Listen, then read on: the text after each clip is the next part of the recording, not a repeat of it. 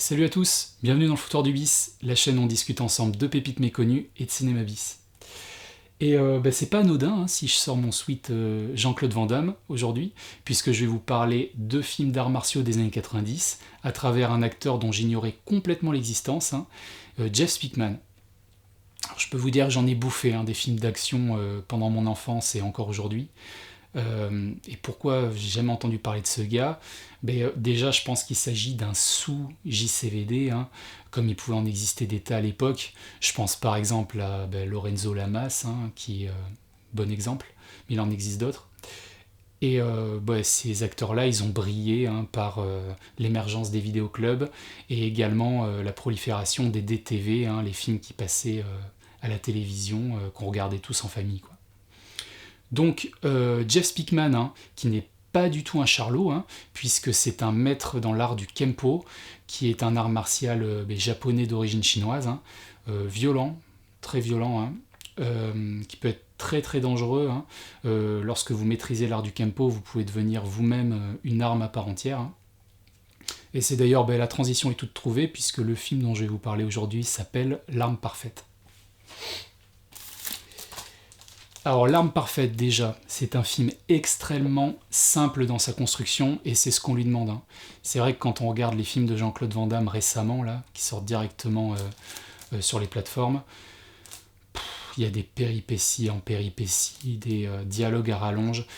Nous, ce qu'on veut, c'est que ça aille droit au but, et c'est ce que fait ce film. Voilà, c'est un film qui est également très généreux, puisqu'on a énormément de scènes d'action qui ne se résument pas à des gunfights, puisque tout se passe pieds, poings, armes blanches. Jeff Speakman, vraiment, il assure grave en matière de combat. Les scènes sont plutôt bien filmées, bien rythmées. Donc je ne peux que vous le conseiller, voilà.